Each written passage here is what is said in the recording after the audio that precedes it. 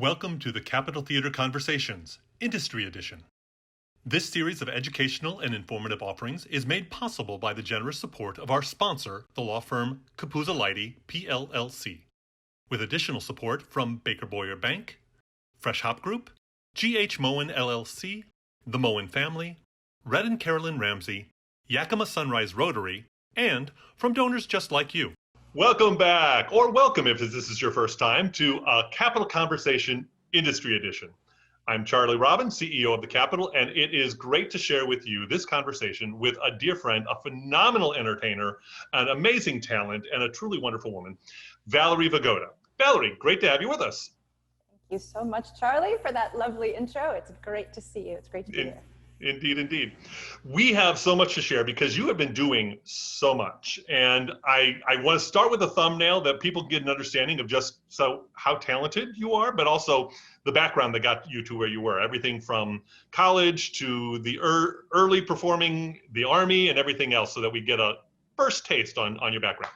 Okay. Grew up in a musical family, played violin classically and sang. And those were always things I loved to do, but they were very separated activities. And then as I got into being a teenager and wanting to express myself more with my own voice, started to write songs. And I very much wanted to include my instrument that I had grown up with and was very serious about into my songwriting. And so I struggled for years playing my acoustic violin with the chin rest and trying to sing and handling pickups and various ways to get that to work. And I finally came across a fantastic, very innovative style of violin called the Viper. And this was made by Mark Wood, who's kind of like the Hendrix of violin. And I was the first woman to use this style of violin, which looks like a flying V guitar, 6 strings, and there's no chin rest, and it allows me to sing and play at the same time. So it is a 6-string arrow point electric violin. Exactly. It is one of the funkiest instruments and completely won me over the moment I saw it. Thank you. Yeah, it definitely makes a statement. It sort of looks very science fiction, but it just allows me to do so much. It has 6 strings, so I can play as low as a cello in addition to playing violin parts. I can plug it in and sound like a guitar. I can turn my head and sing without straining my neck, and it just opened up my world. When I met you, you were already working with your own group, Groove Lily. Well, actually, Groove Lily, which started as the Valerie Vigoda Band when I moved to New York, in 93, and put out my first solo album 94, and then met my bandmates, collaborators, and by 95 we were called the Valerie Vigoda Band. And then it was 97 to 2000 that I was with Cindy off and on, and Groove Lily continued through till about 5 years ago. Yeah. Yeah. And we made a turn from being on the road in the van, driving relentlessly, touring, doing the indie DIY thing for a long time, and doing pretty well in that scene. But then we made a little bit of a turn into the world of theater, and that opened up so many more doors for us. Well, but even the concerts that you were doing with Groove Lily really were theatrical performances, because the first thing I saw was Striking 12. That retelling of the Hans Christian Andersen story of The Little Match Girl. Right, that was our first theater piece, yeah. So that's where you had, at that point, moved from individual songwriting presentation, standard concert version, into that theatrical component at that point. Still living in New York at that point. That's right, and it was really additive. It's not like we stopped writing other songs, and it's not like we stopped making albums. It's just that we found such a welcoming infrastructure. It was amazing. Like we often would joke that we were paid to drive. We play for free. We're paid to drive and set up the gear and do the promotion. And every aspect of our careers were on us, right? And it was before we were still sending out, physical postcards for a long time. Back in the day. Yeah. And we would do showcases for record industry people. We were trying to get signed to a major label for a really long time. And we were a trio, right? So me on electric violin and vocals. We had Brendan on keyboards and vocals, and Gene on drums and vocals. So we had lots of 3-part harmonies, and we would switch up lead vocals. And it was great, but people also got a little confused by it. Like, who's the lead singer? What's your branding? What's your marketing, right? And because we all had so much theater in our souls, like my very first musical learning was sitting at the piano bench with my dad, and we would go through Gilbert and Sullivan together, right? That's how I learned to read music, was at my father's side. And always loved theater and storytelling through music, right? And had as much of a love of words and the craftsmanship of storytelling through lyrics and music as just playing, right? And so we kind of couldn't help it that the songs that we would write had that aspect to it. So we would do these showcases, and the industry people would say, well, you guys are really great, but I don't know how to market this, and you're too Broadway, you're too theater, no thank you, right? And so it was just a rejection after rejection after rejection. And so we just kept being an indie band until we got this opportunity to collaborate with a playwright, Rachel Schenken, who later won the Tony for the 25th annual Putnam County Spelling Bee show. Yes. We were lucky to meet her before that time, and she helped us to shape this idea, our concert with a story, called Striking 12, the one that you saw, into an evening. And what a smart choice, especially for, you generally will see that artists will eventually put out a Christmas album. You put out an entire Christmas show, and a really great way for the industry to see the storytellers that you were, with a full-on story and all these songs that really came off as musical theater, but also as a concert in such a great way. Thank you so much. Well, it was partly inspired by everything that we've been talking about, but also one of the side gigs that I had for a couple of years was I was the concert mistress of the Trans-Siberian Orchestra. That's right. And, the West Coast Orchestra. So we would go during the Christmas season and play these huge venues, right? And people would come from age 4 to 84.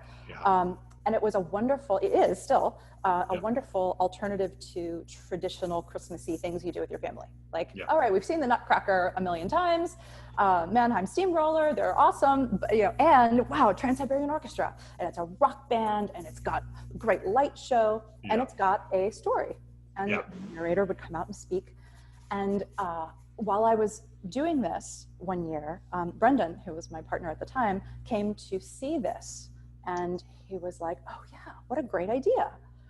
We could do our own version and have a concert with a story that's us. And so that's where the idea came from. It was really a passion project that we completed as we were doing 150 Groove Lily band shows in the year that we wrote the first version of Striking 12. And cell phones didn't work very well, and we were trying to call back to New York to Rachel to do changes. And we drove to the theater, the Prince Music Theater in Philadelphia, for our premiere, first rehearsal, and we're driving directly from Texas on a tour. And we're frantically writing the overture in the van as we drive up to the theater. And it was like a miracle, right? We were, as I mentioned, we were so used to doing everything ourselves. And we show up for this 4-week stay at this theater. And we didn't have to break down the drums every night. And we didn't have to run the sound ourselves. And we didn't have to promote the show ourselves. There was a whole theater full of people to support the production.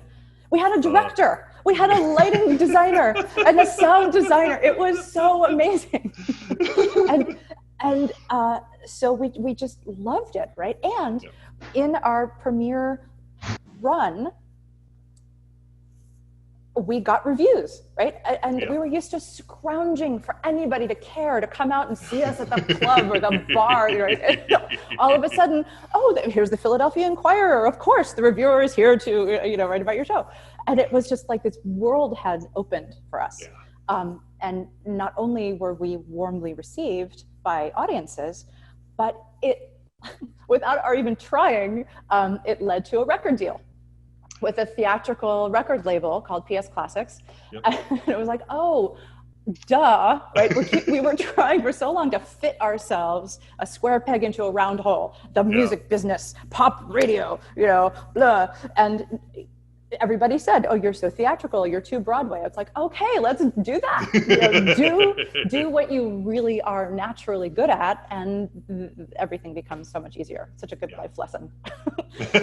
So you're working in this really creative, collaborative sense for so long, and then you're also then starting to move to doing some solo work, so that the writing is happening separate from the performing. And that led to the project that you were doing in Seattle, which we talked about, was Ernest Shackleton. Yes. Which is still an active project and still in development short of the pandemic, right? Yeah, Ernest Shackleton Loves Me has been a passion project for a decade. Ever since I saw a museum exhibit with his story. I had never heard of him before. I know a lot of people in the United States don't know who he is.